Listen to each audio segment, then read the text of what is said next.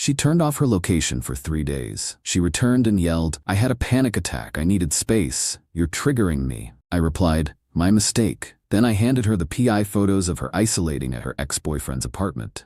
She stopped yelling when I added, "I already sent them to your parents." Location sharing was Lauren's idea, not mine. She suggested it 6 months into dating. Said it made her feel safe. Said she liked knowing where I was. Said it was a trust thing. I didn't care either way, so I agreed. We shared locations, Life 360 app, always on. She could see where I was, I could see where she was.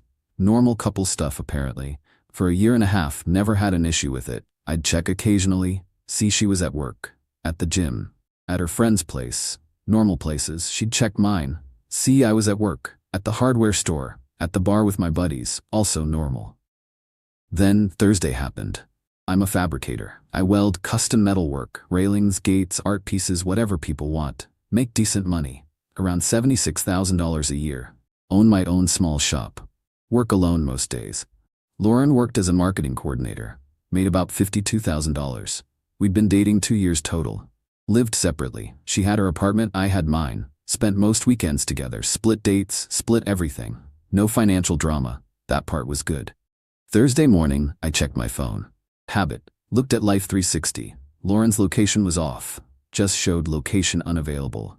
First time that ever happened. Texted her, "Hey, your location is off? Phone die?" No response. Hour later, texted again. "Everything okay?" No response. Called her. Straight to voicemail. Called her work. Receptionist said she'd called in sick that morning. Okay, sick. That explains it. Phone's probably dead. She's sleeping. Except it didn't explain why she'd call into work but not text me. We texted every day, multiple times. She'd always let me know if she was sick. Tried not to overthink it. People get sick. Phones die. It happens. Friday morning.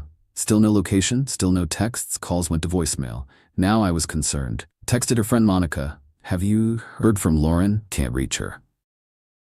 Monica, "No, haven't talked to her this week. Maybe she went out of town? Out of town without telling me? Possible but weird. She didn't mention any trip to you?" "No, but I'm sure she's fine. She's probably just busy." Lauren was never too busy to text. Monica was covering for her. I could tell. Friday afternoon, I drove to Lauren's apartment.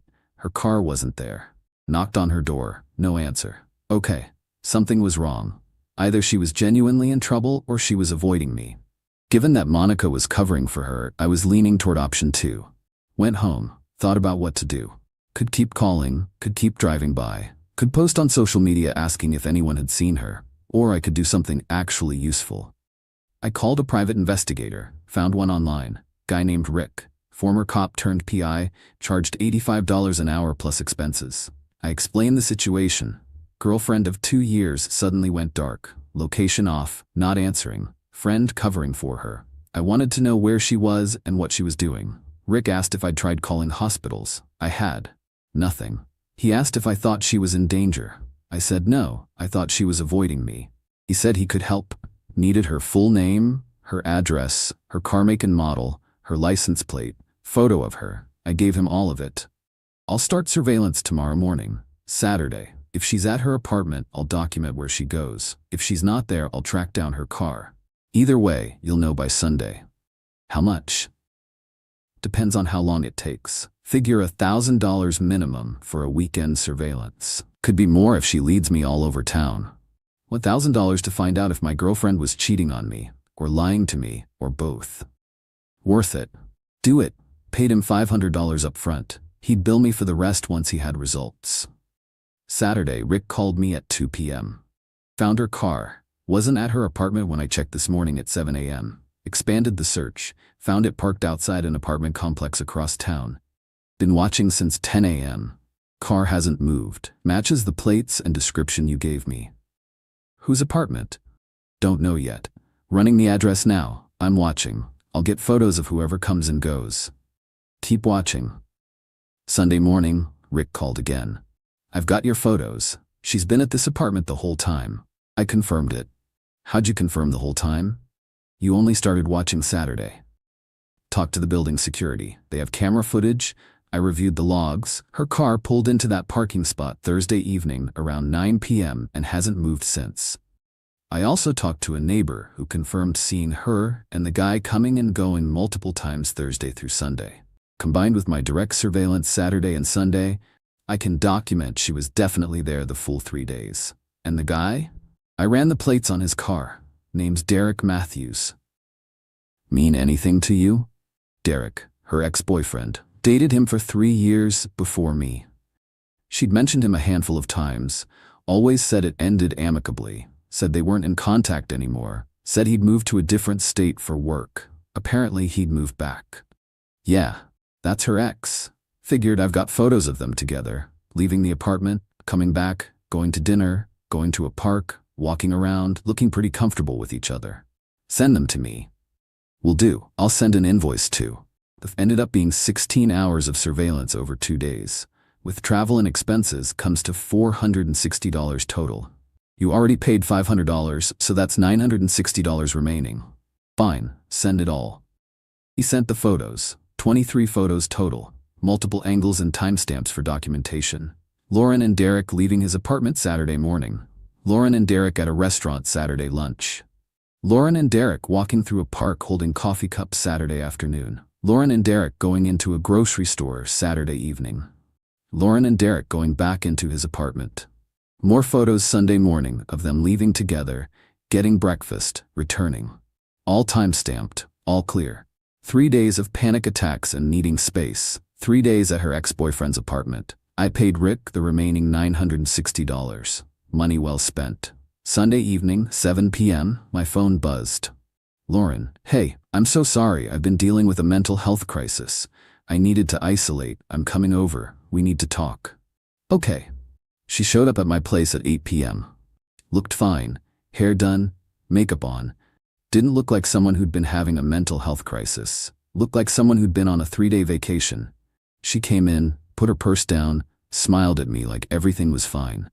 Hey, so I know I worried you and I'm sorry about that. I just really needed some time to myself to work through some stuff. I didn't respond, just looked at her. Didn't smile back, her smile faded. Are you okay? Where were you? I told you, I needed to isolate. I was dealing with anxiety. Where were you? The smile was completely gone now. She could tell I wasn't buying it, and that's when she switched tactics. Defense to offense. She took a breath like she was preparing for something. Then she yelled at me. I had a panic attack. I needed space. You're triggering me. I just stood there, watched her. She was really committing to this performance. I have been dealing with severe anxiety and you constantly texting me and calling me was making it worse. I had to turn off my location and my phone because I needed to isolate. Where do you isolate? At a hotel. I needed to be alone. Which hotel? That's not important. What's important is that you're not respecting my boundaries. I told you I needed space, and you kept pushing. I texted you twice Thursday and called once. Then I stopped. That's still too much pressure. You don't understand what anxiety feels like. I walked to my kitchen counter, picked up the folder Rick had given me, walked back to Lauren. My mistake. What? My mistake. For not understanding, for putting pressure on you, for not respecting your space. She softened. Thought she'd won. Thank you. I appreciate that. I just need you to understand that when I say I need space, I need you to trust me. I do trust you. Good. I handed her the folder. That's why I hired a private investigator to document where you were isolating. Her face went blank. She opened the folder, looked at the first photo, her and Derek leaving his apartment. Looked at the second photo, her and Derek at dinner. Looked at the third photo, her and Derek in the park. She flipped through all 23 photos without saying anything. Then she looked up at me. You hired someone to follow me? I hired someone to find you. He found you at your ex-boyfriend's apartment for 3 days. While you were having a panic attack that required isolation, very intimate isolation apparently. This isn't what it looks like. Really? What does it look like? Derek is going through something. He needed support. We're just friends. Friends who spend 3 days together while you lie to me about having a mental health crisis? I wasn't lying. I was having anxiety. About us. About our relationship. I needed perspective from someone who knows me. Your ex-boyfriend who you said wasn't in contact with you anymore and had moved to a different state. He moved back. Recently. When? A few months ago. And you didn't mention it? I didn't think it mattered. Right. Just like it didn't matter that you'd be spending 3 days at his apartment while telling me you needed isolation. She put the folder down, switched tactics, started crying. You violated my privacy. You had someone stalking me. This is illegal. I could sue you for this. You could try. Licensed PI, legal surveillance, public places, all above board. You're insane, you're controlling, you're exactly why I needed space. Funny how your space requirement involved Derek's apartment. We're just friends. She was yelling again now. Loud, dramatic. You don't get to dictate who I spend time with. You don't get to track me. You don't. I already sent them to your parents. She stopped mid-sentence, mouth open, froze completely. What? The photos. I sent copies to your mom and dad this afternoon. Figured they should know where you actually were while you were telling them I was the controlling boyfriend. Her face went pale. You sent these to my parents? Yep, full set.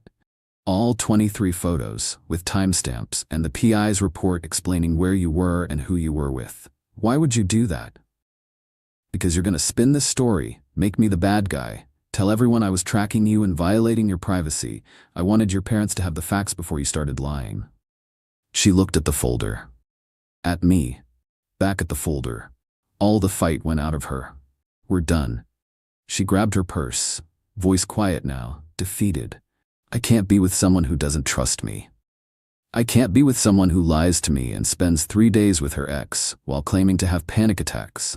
So we're breaking up? Yeah, we are. Fine. She walked to the door, stopped, didn't turn around. You're going to regret this. I doubt it. She left. I sat on my couch, looked at the photos again. $4,460 well spent. Monday morning, Lauren's mom called me. Not surprising given I'd sent her the photos Sunday. Hi, Mrs. Patterson. Don't hi, Mrs. Patterson me. What the hell is this? She was angry, not at me, at the situation. Photos of where Lauren actually was this weekend. She told us she was at a hotel, dealing with anxiety. She said you were harassing her for space. She was at her ex-boyfriend Derek's apartment for 3 days. The photos are time-stamped. They're from a licensed investigator. They're accurate. Silence on her end. Processing. She lied to us too, her mom finally said, quiet, disappointed. I know, that's why I sent them. She was going to make me the villain. I wanted you to have facts. I appreciate that. Long pause. I'm sorry about all of this. Not your fault. Your daughter made choices. Still, you didn't deserve to be lied to like that. No, I didn't. For what it's worth, I think she made a terrible mistake. Appreciate that. We hung up. Her mom had seemed genuinely upset, not at me, at Lauren. Good.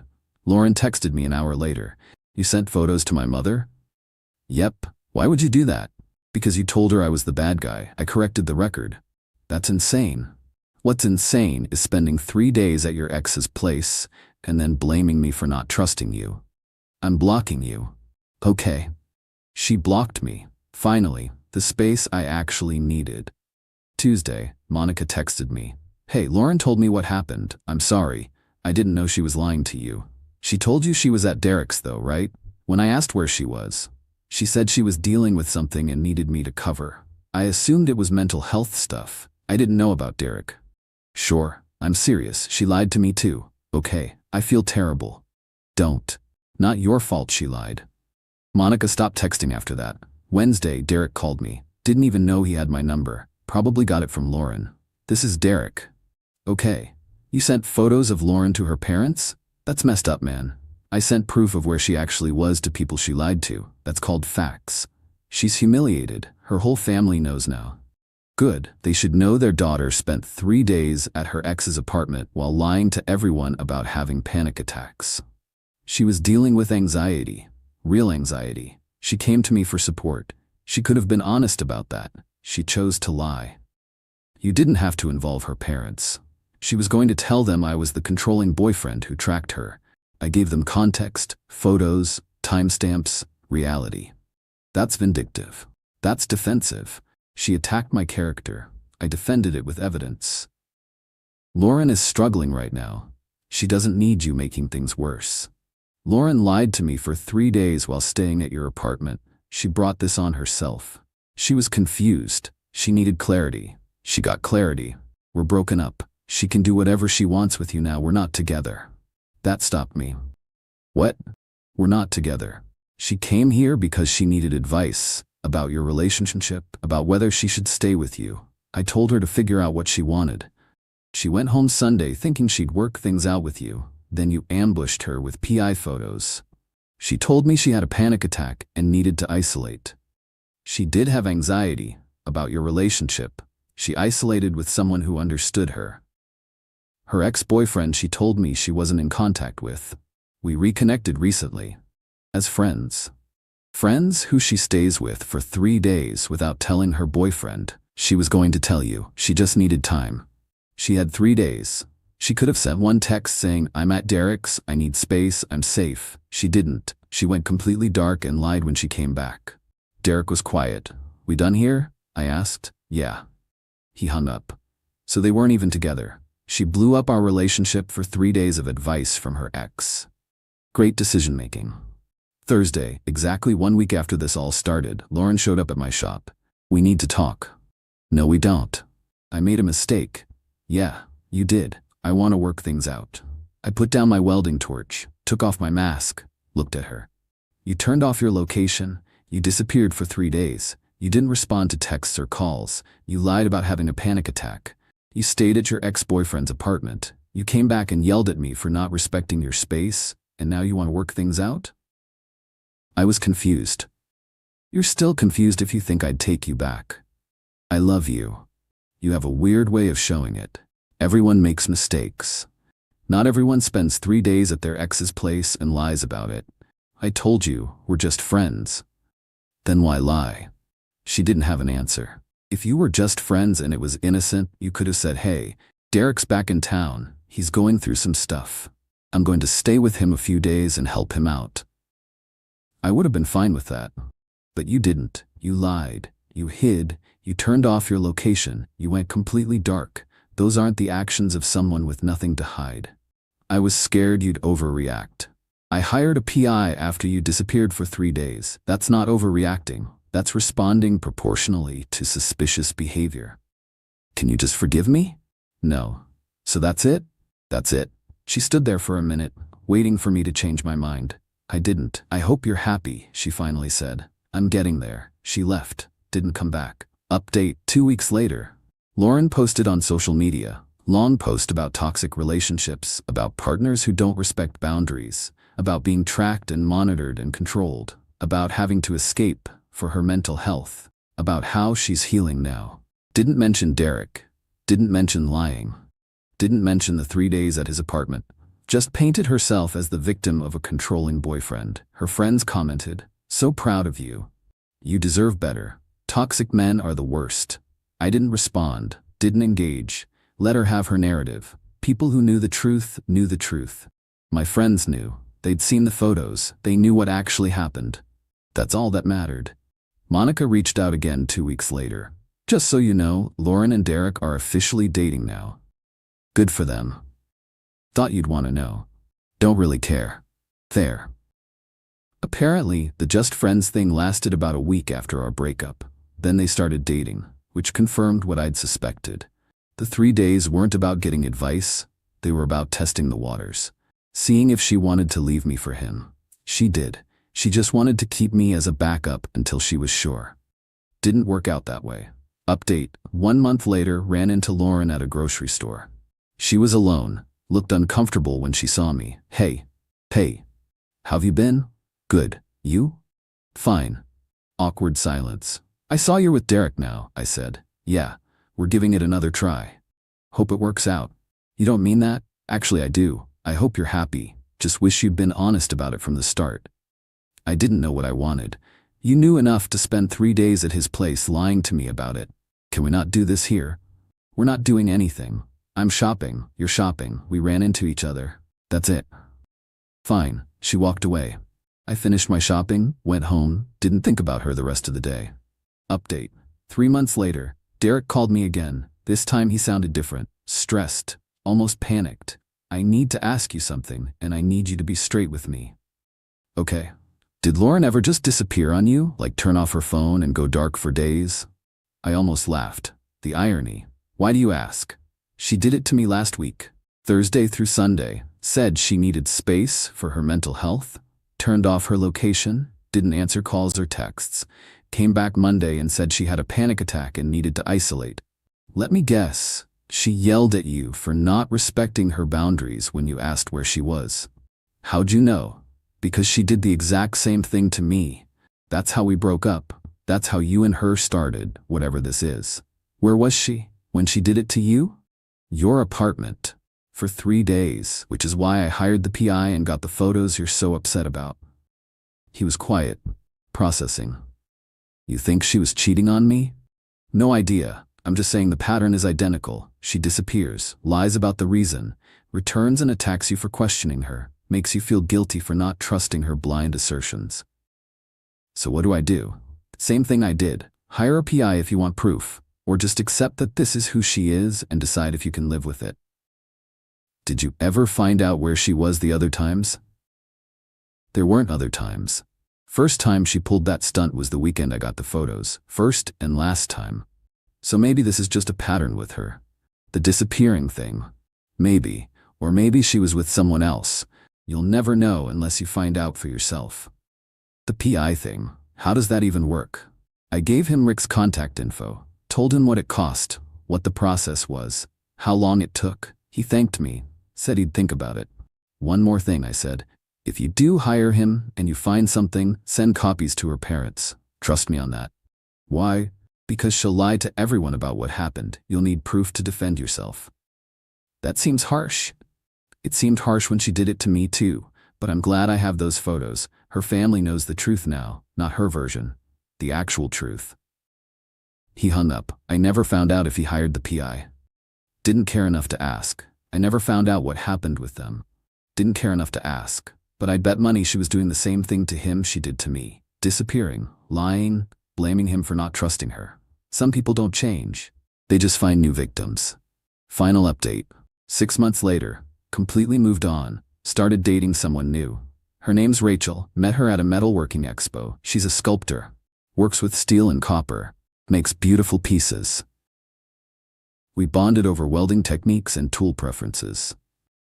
Been dating 3 months. No location sharing, no constant check-ins. Just 2 adults who trust each other and communicate like normal people.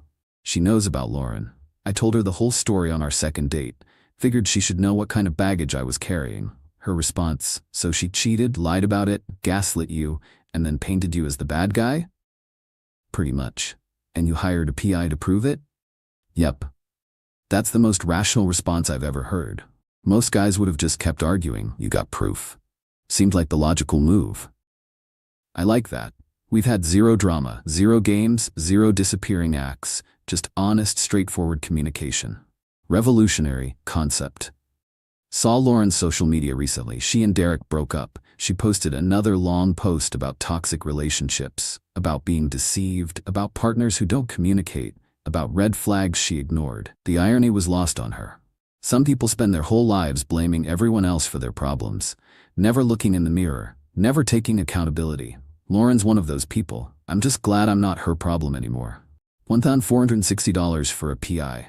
Best money I ever spent. Not because it proved she was cheating, but because it gave me undeniable evidence that she was lying. No arguing, no debating, no he said she said, just photos, timestamps, facts. She couldn't gaslight me with evidence sitting in a folder on my counter. She tried. The whole, you're triggering me, and I needed space routine, was textbook manipulation. Make me feel guilty for questioning her.